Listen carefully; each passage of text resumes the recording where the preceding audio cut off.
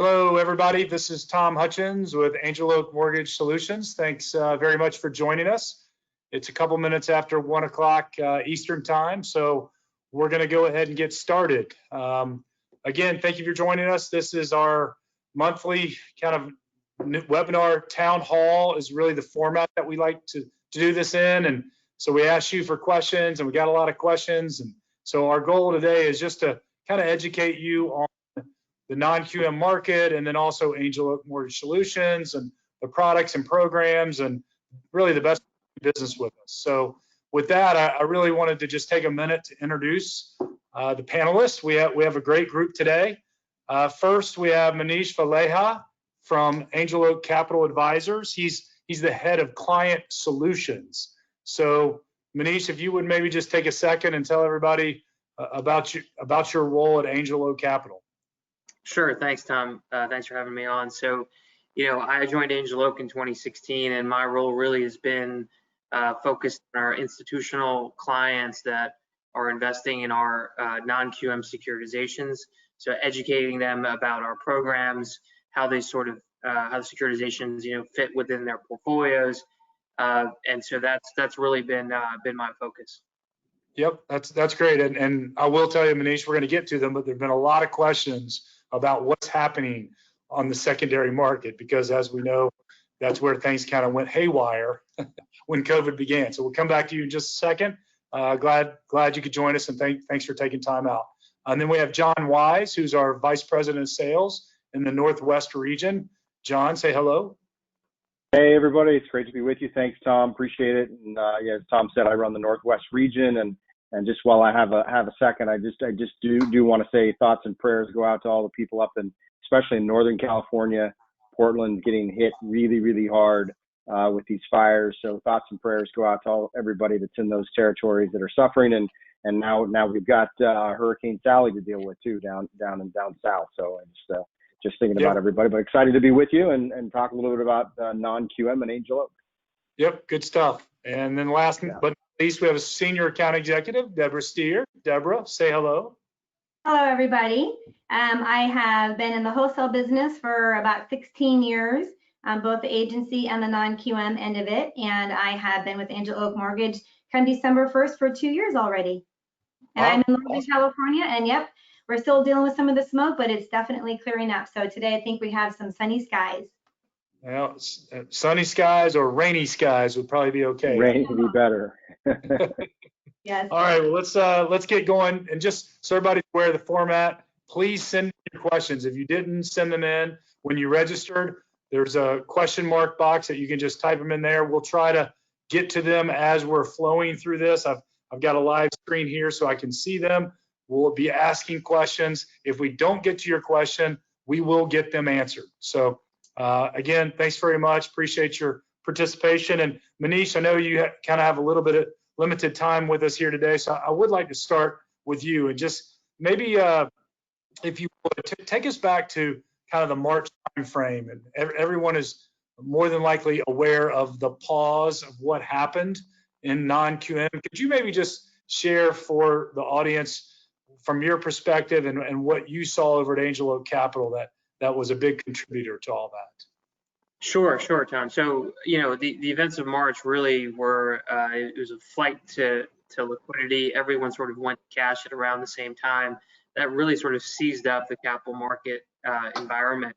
And, for our non-securitization program, non-QM securitization program, you really had a pause take place where investors basically took a step back and said, look, I really want to wait and see how things sort of shake out here, with regard to meeting redemptions on their end as clients look to get to cash as soon as possible. The Fed came in, really sort of stabilized markets, introduced a lot of liquidity into the system, which was a very big positive event and really started to trigger the revival of capital markets. And so once you had the Fed step in, once you had interest rates basically go to zero for an extended period of time, market participants really had confidence to step back in and invest and look at non-QM once more from a fundamental perspective with regard to what the underlying loan quality was, what the underlying collateral was, as opposed to just looking for liquidity where they could find it. And so with our AOMT 2020-2 securitization, that was our first securitization post that March sell-off. And now we've done 5 securitizations after that March sell-off, which I think speaks to the interest of our program throughout the investor base.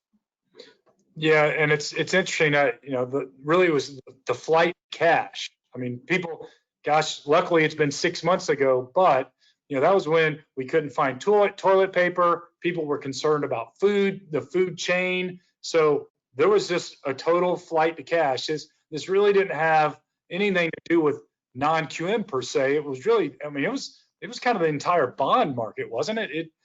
It was not a non-QM pause. It was a bond market freeze almost. Exactly. And so, you know, you had AAA assets, money good assets being liquidated at what we'd consider to be distressed prices at that point. And it wasn't just non-QM, you're absolutely right. It sort of, you know, filtered through into the corporate bond market, into other asset classes. And obviously, you know, you had massive equity sell-offs sort of taking place at around the same time. You know, one sort of metric we like to look at is the spread on the AAA bond that we sell out into the market in our securitizations. In our 2020-2 deal, which was our first deal after sort of the March sell-off, that spread was somewhere around 220, 230 basis points. In our most recent securitization that we just did, that spread has come in now to about 100 basis points. So you can see how much tightening has taken place and how much stabilization has happened since that March sell-off. And so those the novices that are not experienced in spreads and all that, basically that means the risk that they believe they need to be paid is less than half of it that it was right after COVID. Is that a fair way to say it? Exactly. And so we're now almost back, if you want to talk about that spread or risk premium, to where it was in January and February prior to sell-off, just to give you a sense for how far we've come.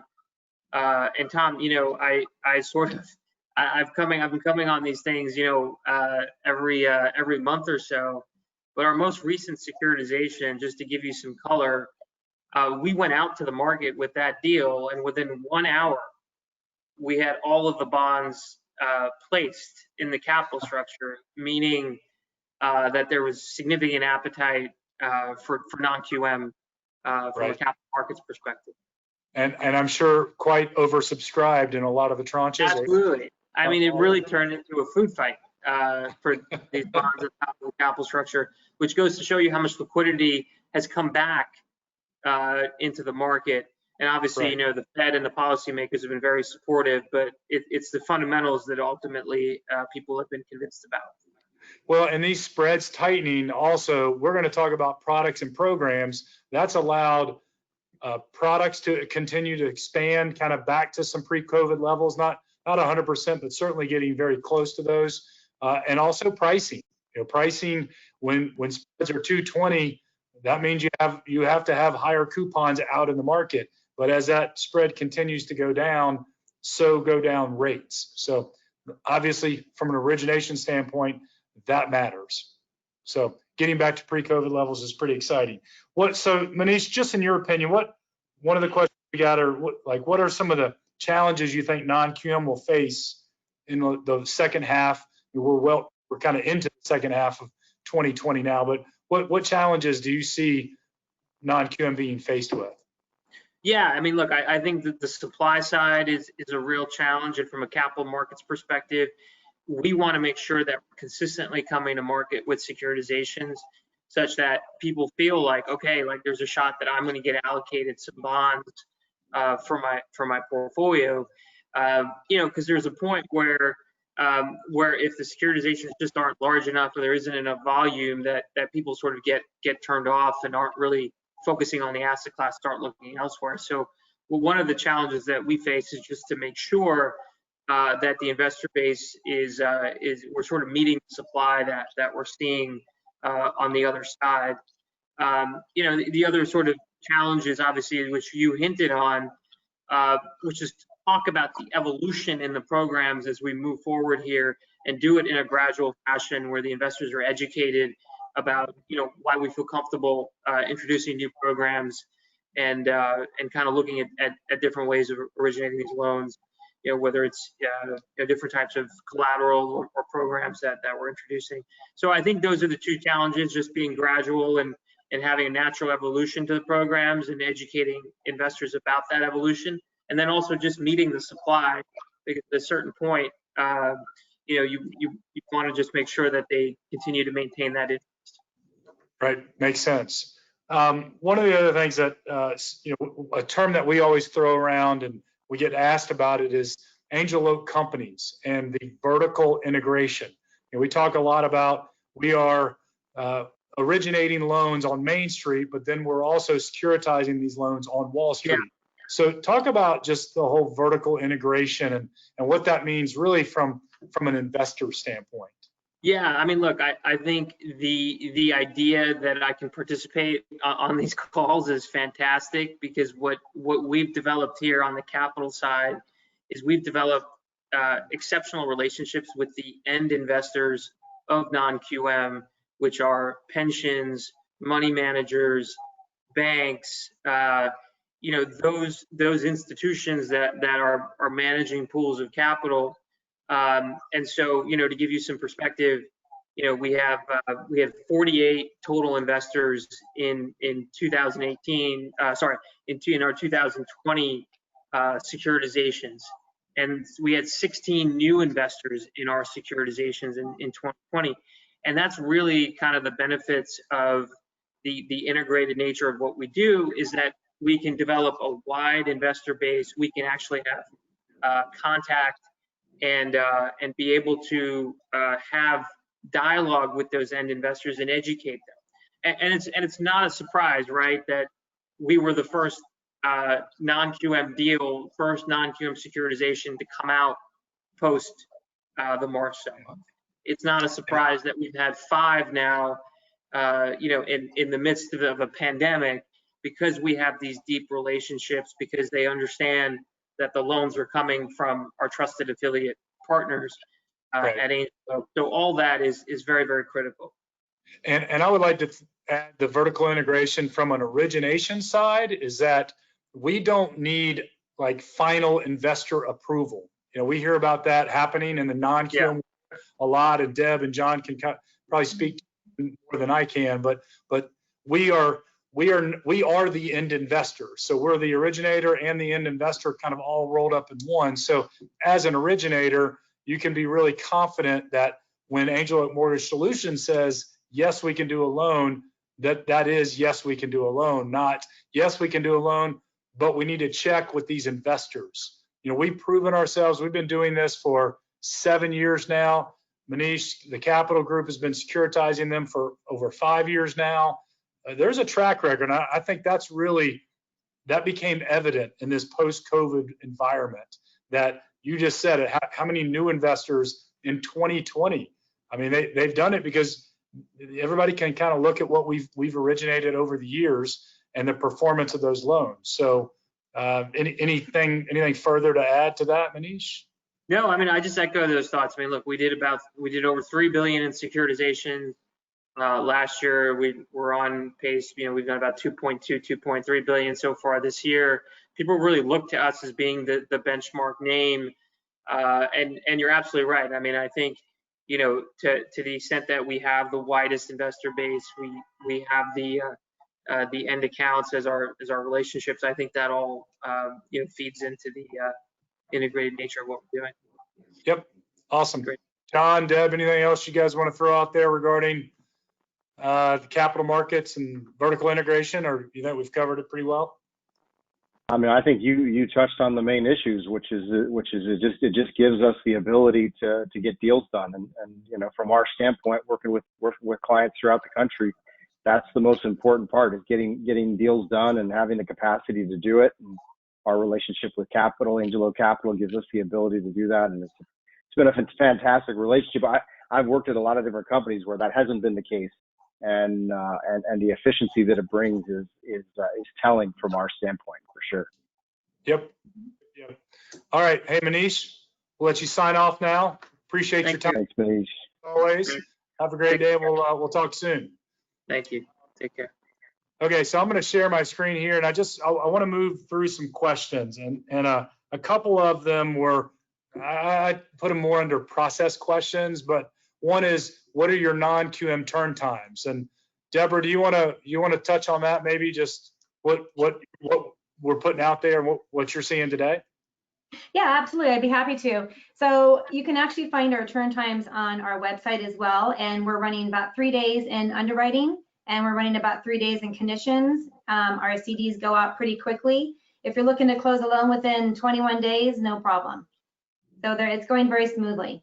Yep, and especially that's so important right now. Non-QM is such a big purchase product, purchase money product. So turn times, we always talk about how things might have, maybe they didn't work on agency, but one thing that doesn't change is that closing date, right? That contract date still sticks. So we've been able to really, in kind of the Angel Oak 2.0, help a lot of originators save loans and really make themselves look like heroes because we hit those closing dates and get the deals done. Okay, so it's more of a guideline, but someone said if we could just discuss payment shock. So one of you want to stab at that? Sure. Yeah, Deb, you want to take it? Yeah, payment shock. Payment shock is going to be, we have a percentage. So I think I'm going to cheat and just use my guidelines so I don't mess anybody up. But as far as the payment shock goes, we have, basically it's going to be a 250% payment shock on most of our products. We do go up to a 350% payment shock. It's a pretty generous, I think, payment shock. I don't really run into it personally very often, so I don't really ever see it being an issue. The only time you're going to see it being an issue is if a borrower has a free and clear property that they're trying to sell and buy a new home. So that's the only time really that I have personally run into it. So it's not really that big of a deal. Yeah, and I would just say the question's a good one, but we believe payment shock is a really good predictor on someone's credit. If they're making certain level of payments for rent or a mortgage, it's going to be that much easier for them to qualify for that next mortgage that we're going to offer them. So it's a big piece of the pie, but as Deb said, we don't run into it being an issue too often. So here's a question: when are loans for people with credit issues coming back?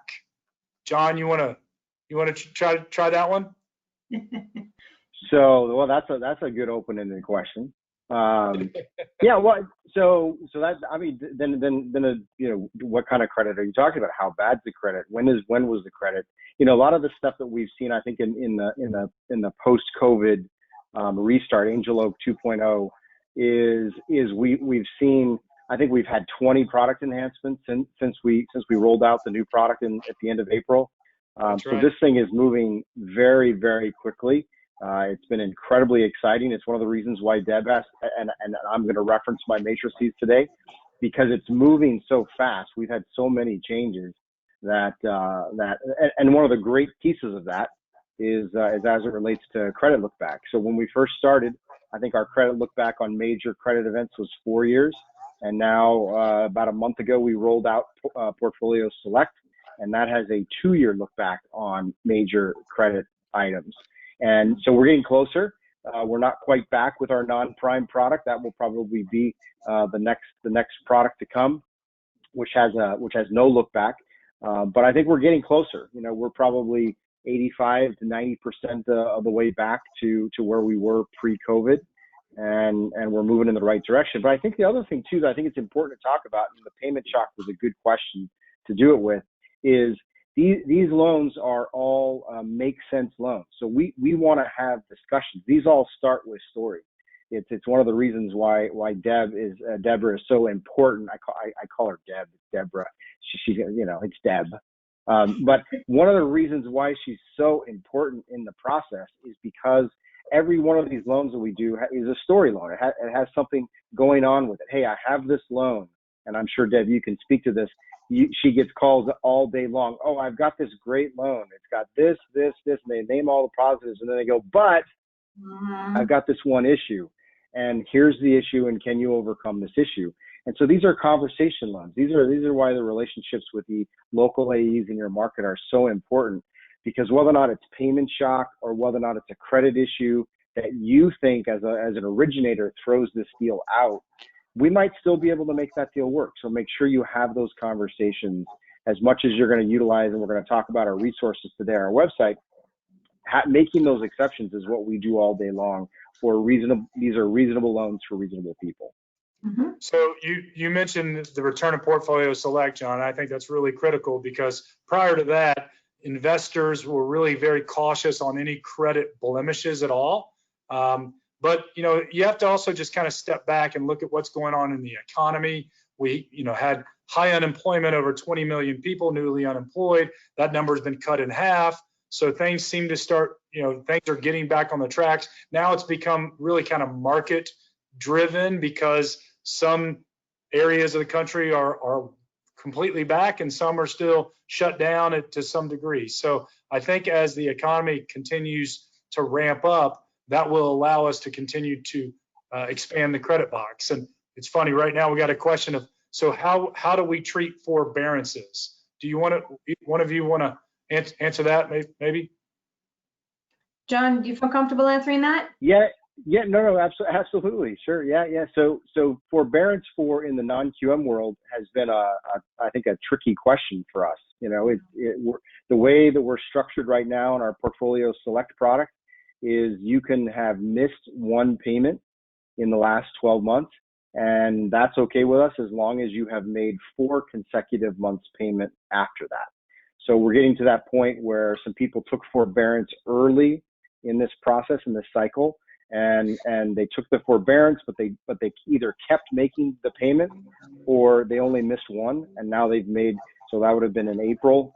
And then, you have 4 months now where they should have made those payments. So as long as you've done that, and that's very, very similar to the agency guidelines. Agency guidelines are 3 payments.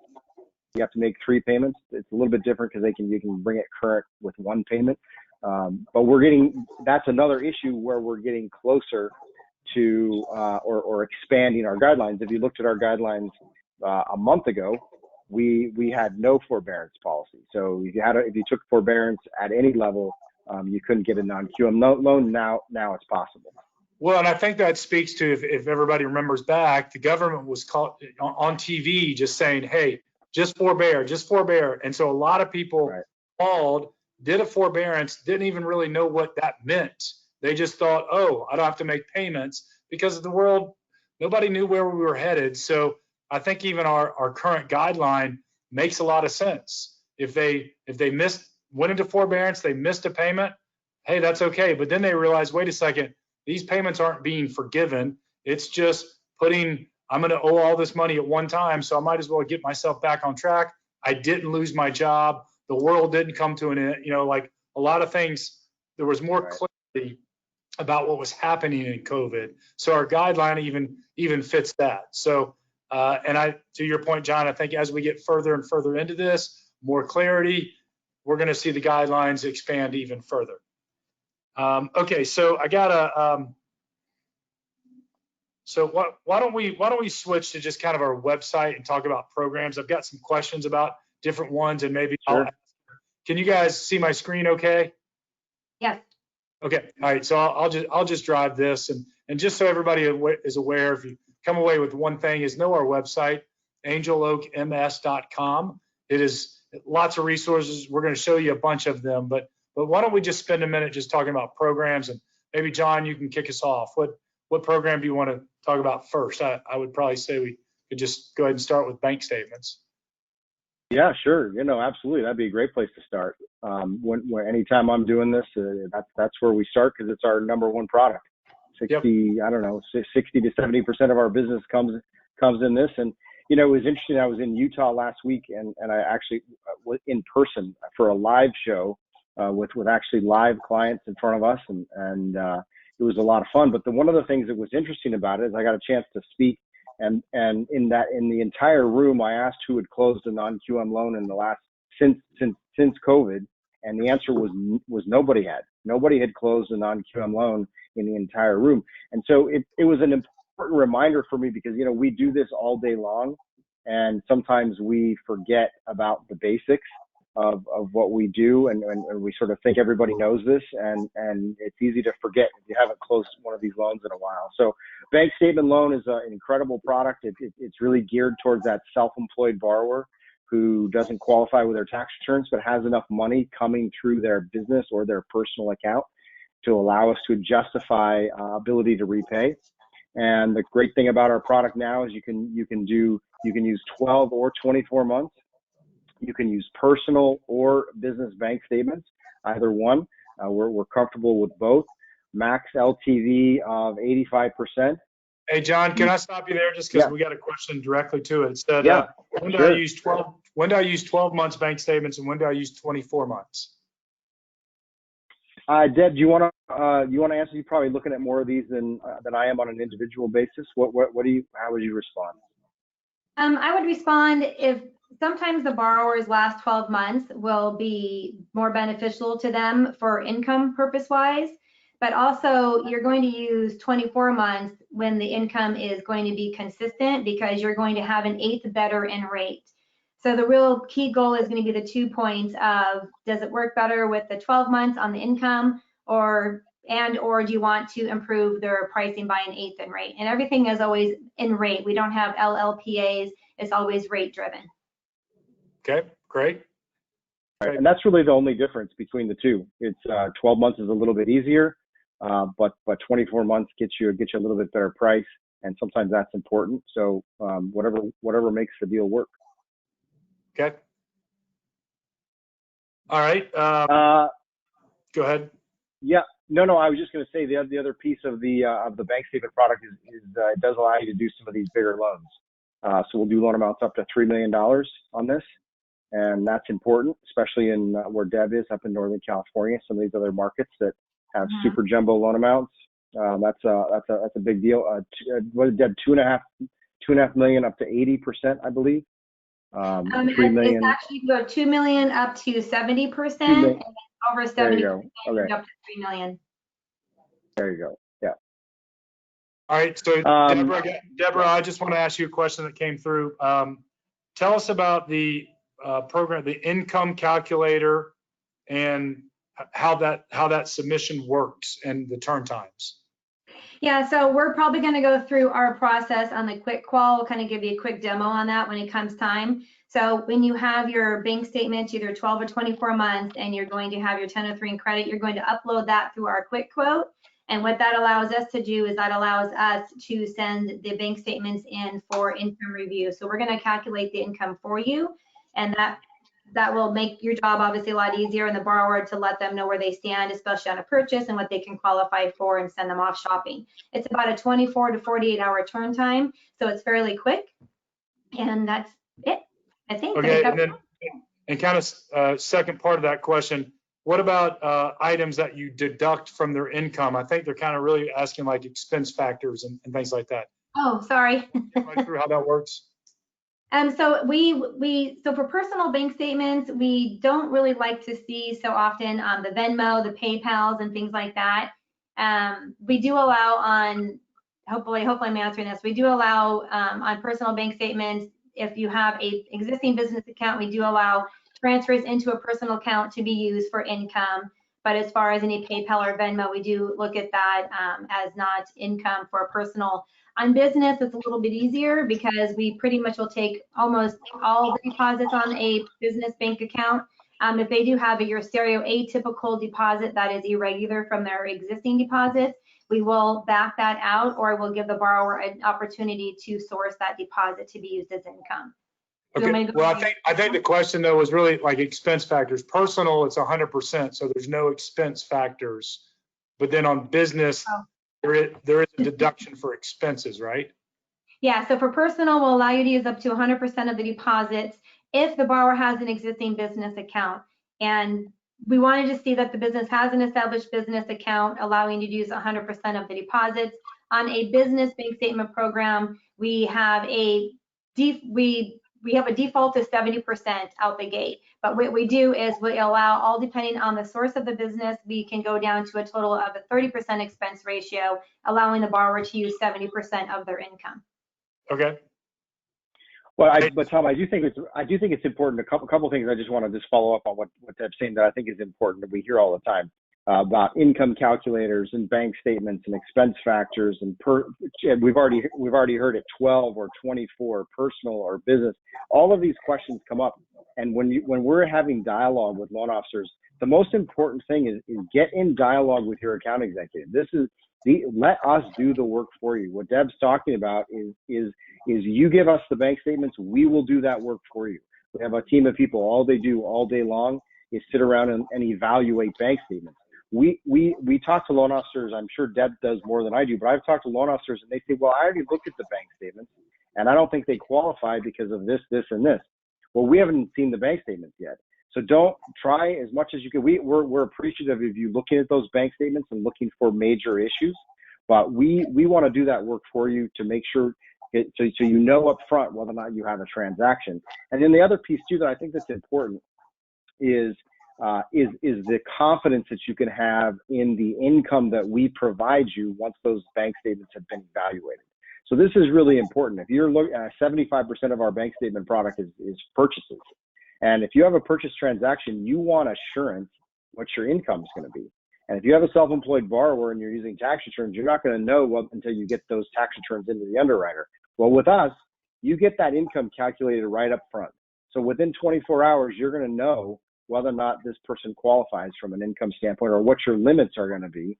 And you can count on that number from the time you have it from us until the time you close, as long as those bank statements haven't expired. So, well, and generally, not generally, but the reason we're even doing a bank statement loan is because it's all about the income. Their income exactly didn't work. So to your point, John, taking that out right up front and giving clarity right out up front makes these loans pretty easy to get to the closing table, because we address the number one hurdle, which is income, right up front.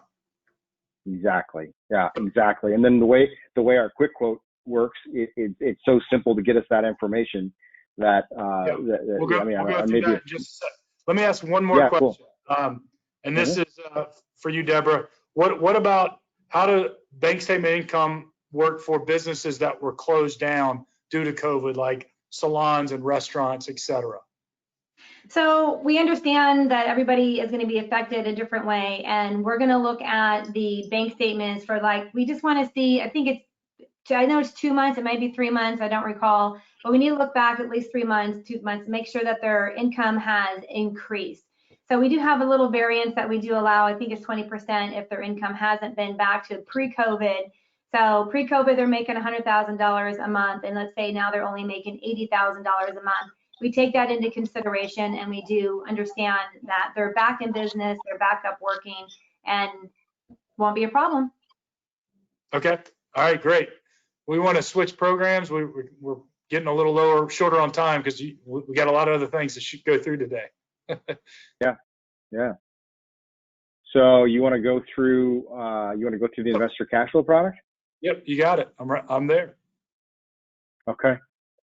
Yeah. So this, I'll let Deb get into the details of it, but it's sort of why you use it. But I mean, this to me is the easiest non-QM loan you can originate and or close.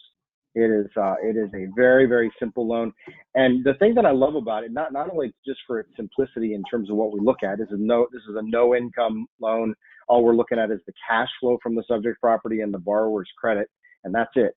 We're not looking at their employment. We're not looking at their income. We're not looking at their other debts. We're not looking at DTI. It's very, very simple. But the thing that I love about it from an origination standpoint is it's easy. So if you have a people that you've done non-owners for in the past, or you know somebody that wants to buy an investment property, this is the easiest way for them to get in. And it's simple. It's debt service coverage ratio. It's credit score and reserves, and that's really it. Deb, do you want to sort of walk through some of the details? Sure, yeah, I'd be happy to. Like John said, and we qualify the loan based on the monthly cash flow of the subject property. And what's nice about this is we don't need a lease agreement. So we actually will use their rents from the rent survey on the appraisal. We, although turn the tables, we do allow a borrower that may be getting more than market rents on their property from the tenant. We will allow them to submit the lease with proof of rents received. So it's a win-win for the loan and for the borrower on that. This is actually my favorite product because it's your old school skinny file. Like John said, it's no income, it's no ratio. There's no employment information on the file. And all we really basically need is to verify assets, your credit report, and then the appraisal. And this is great. Personally, I think this is good for a loan officer that is trying to establish a relationship with a realtor, because this program is going to be ideal for a realtor that even wants to improve or increase their own real estate portfolio, as well as they have buyers that are looking to increase their own portfolio with properties, because it's unlimited properties financed. It's super easy to qualify for, and we even allow non-mortgageable condos on this program.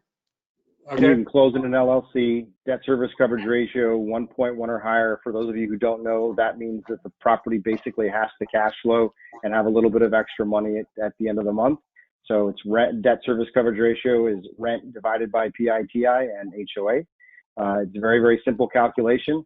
And we've got a really good calculator that you can use, answer a couple questions. And for anybody interested, we can get you a copy of that. It's a very, very simple worksheet that allows you to drop in some of your parameters and figure out right up front whether or not you have a loan. Yeah, and on this the screen, it doesn't show that we do allow up to 4 units on this property, on this program. Okay. Right. What else? Where do you want to go next, product-wise?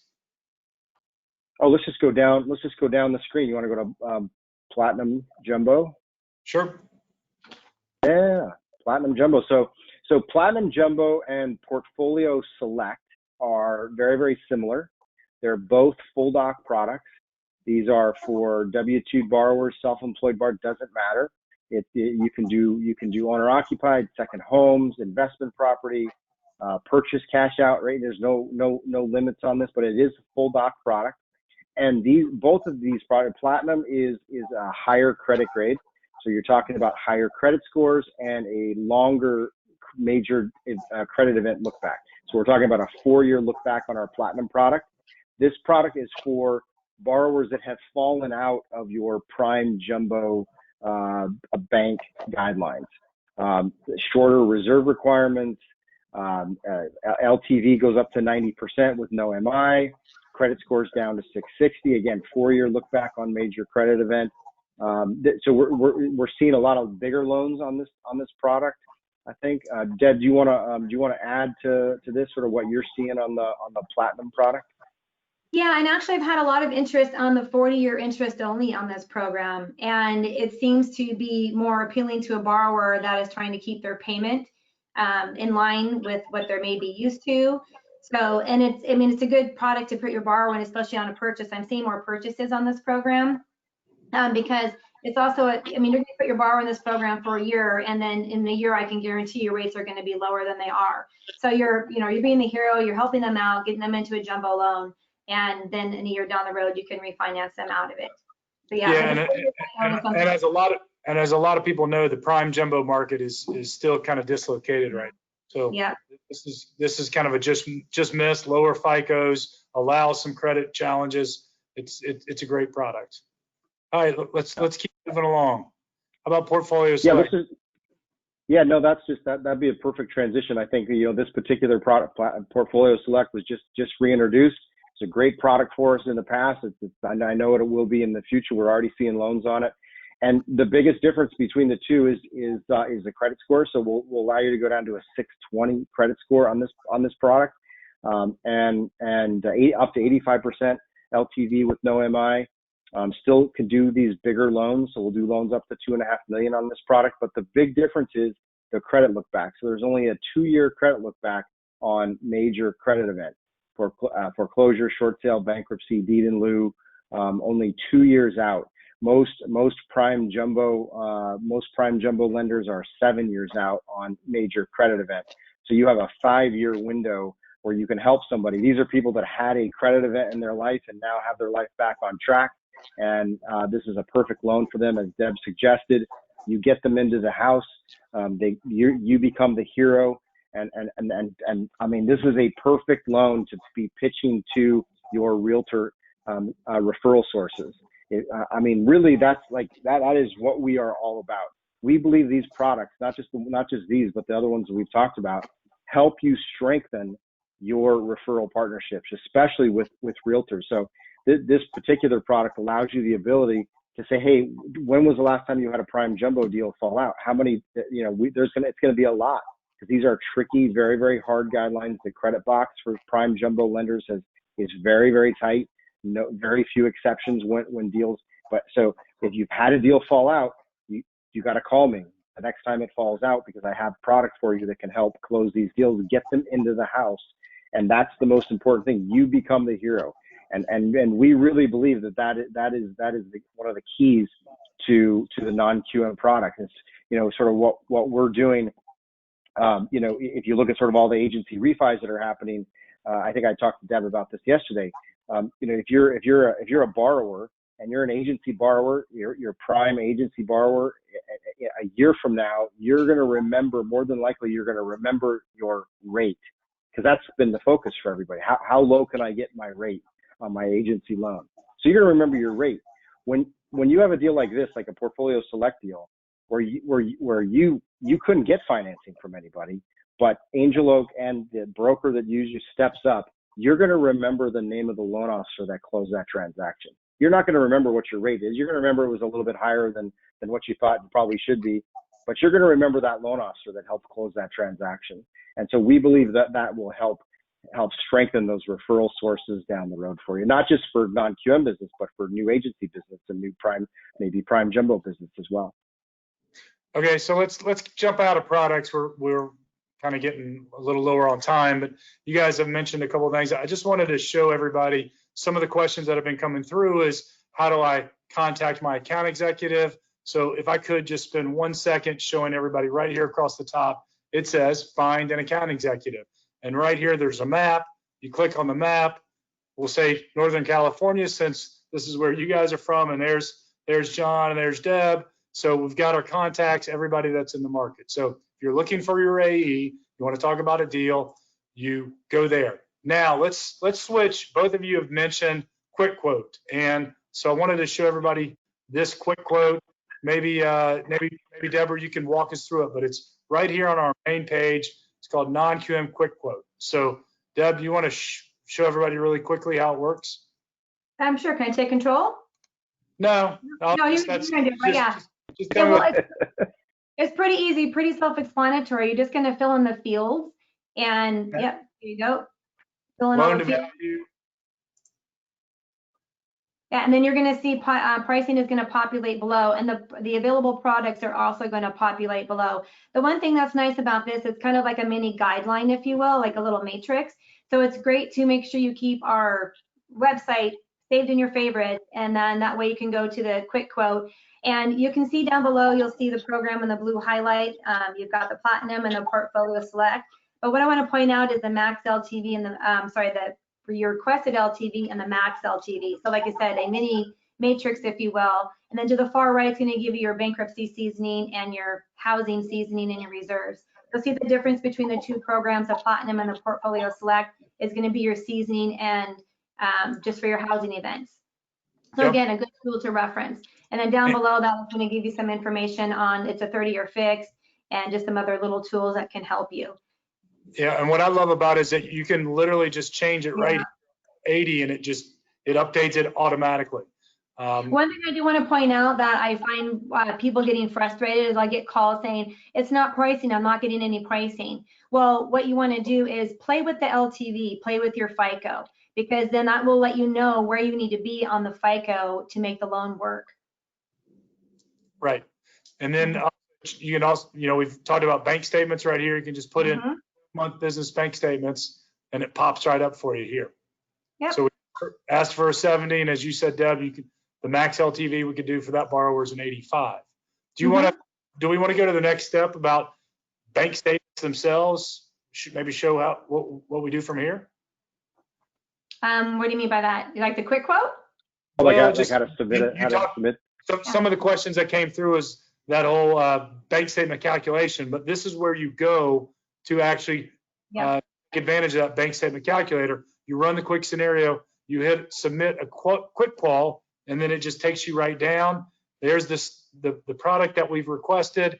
You answer a few questions, who your account executive is, who you are, and then right here, you upload 1008 if you have it, 1003 credit report, but right here is where you would actually upload the bank statements. So you choose the file, upload them, you hit submit, any comments, and then you submit it, and that goes directly to your account executive.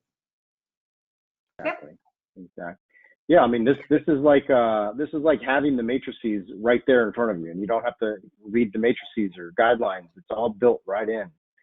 Yeah, which makes the process incredibly simple. We get that question a lot. Hey, can you send me a matrix? Well, we don't. Right. You mentioned how many changes we've had. If you had from a month ago, it really wouldn't apply. So quick quote and going right here is the place to go. It's always updated, and you can just play around with it and find that scenario before you even know what kind of conversation to have with your borrower. Exactly. Super simple, and makes it easy for everybody. Okay, so I've also gotten some questions around marketing and what are some best practices. Do we want to jump into kind of some of the marketing tools here on our website? Sure. Yeah, that would be awesome. Okay. All right, so right here, log in. You do have to be an approved customer to access our marketing. You do. The only other thing that I would say, sort of before you get into all of the tools, Tom, is that I think that one of the questions that we get all the time is, what do I need to do as a loan officer to start selling non-QM? I mean, it is and especially for there's a lot of new loan officers that have jumped into the business over the last year or so that have never even looked at a non-QM loan, never even talked about a non-QM loan. So we get that question a lot of times. So I think there's a couple stages. And I think for us, the first stage is just talking about it, telling your referral sources that you can do these loans and make it simple. I can do bank statement loans. I can do no income non-owners. I can do prime jumbo fallout. Just keep it very, very simple until you really understand the guidelines and the matrices. But that's sort of the first step in the process is making sure your referral sources, whether or not it's sphere of influence, friends and family, realtor obviously is a perfect spot to sell this, CPAs, tax attorney, all these people that know the borrowers, that's the first step in the process. The second step is actually using some of these tools, getting approved, having a relationship with one of our account executives, starting to have dialogue about non-QM, and then getting approved. And once you're approved, you can jump into what's Tom's showing you right now, which is this incredible marketing pieces, whether or not you're doing social media or flyers. I think I looked at one right before the webinar, and my good friend Daniel Reynolds had I don't know if that's the one that he had logged in and looked at a bank statement flyer. And is that what I can't see your screen, Tom? So I'm flying blind. But, I was trying to follow along with what you were saying, but yeah, I'm showing a bank statement flyer, and this is perfect. Customize it and everything else. Yeah, perfect. Yeah, so the bank statement is a great example. So if you want to send out a bank statement flyer either to your realtor base, or you want to upload it to your social media, or you want to print hard copy to your clients, all you do is drop in here. You drop in all of your contact information. Like I said, last one I looked at was this one loan officer up in Sacramento, and he had looked at a bank statement flyer. He dropped in all of it. These are all unbranded, so this is not about Angel Oak. This is about you. You put your logo, you put your picture, you put your disclosures, you put your contact information. There's nothing to do with Angel Oak on these flyers at all. So it's a great tool, sort of a next step in the process of selling yourself as an expert in non-QM. Deb, you want to add anything? I want to add just real quick. So you can, with like John just said, to brand it. So you have a left logo and a right logo. So co-brand this with somebody. Co-brand it with somebody that you're trying to earn their business. Co-brand it with a realtor and put their information on it and your information on it. And I mean, you can even mail these out to other loan officers at credit unions and things like that, because they can't do all these programs. They don't have these products at their fingertips. So it's just a good way to open the door and to start those conversations. I love that. Great idea. That's a great one. Co-brand it. Build relationships. And you can download it, post it on social media, print it, email it, you know, whatever you want to do with it, it's yours. Yours for full use. And one of the things, Tom, that I think actually gets overlooked that is really helpful. I mean, so many of us are using social media today. We have some social media posts that are in this same section, and I think those don't get utilized as much as they should. These are all done. We give you the picture, we give you the wording. All you have to do is copy and paste into your social media. I mean, they are incredible. I think it's an overlooked portion of our marketing piece, but something that I think everybody should use. Yep, I agree. All right, anything else we want to show on the portal here, Deb or John? John, you can't see, but Deborah maybe can. No, I think that's the critical part. I mean, because that's what we're talking about is the marketing. And just since we're talking about marketing too, just make note that we as account executives, we love to go in or have webinars until we get past all the COVID to teach your realtors how to sell our products so that they don't leave any stone unturned also, because they don't know about our programs until we obviously educate them, because they're going to have clients out there. They may say, oh, you don't qualify full doc. You'd be surprised at how many realtors look at borrowers' tax returns. So just make sure that you know that we do offer realtor training.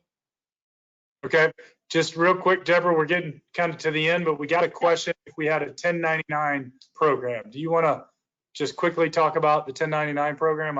I found it here or showed everybody here on our websites where you can find details about it. Yeah, absolutely. So, I mean, you can see the bullet points on this. A 1099 program is going to be great for somebody, as an example, a realtor that works for a broker and they are 1099. So this is a great product for them. You can do either 12 or 20, 1 year or 2 year. I'm used to saying 12 or 24. You can do 1 or 2 year on the 1099. I haven't, let me see, trying to see. It's pretty simple. Yeah, self-explanatory, I think. No, it's just high level. So the answer is yes, 1099 program. Here we go. Look at 1099s instead of bank statements. A lot easier to process for the right borrower. Yep. Okay. All right. Well, we're getting kind of down to the end. Don't want to spend over the hour that we were reserved. John, any closing thoughts that we maybe haven't covered, or anything you want to leave anybody with?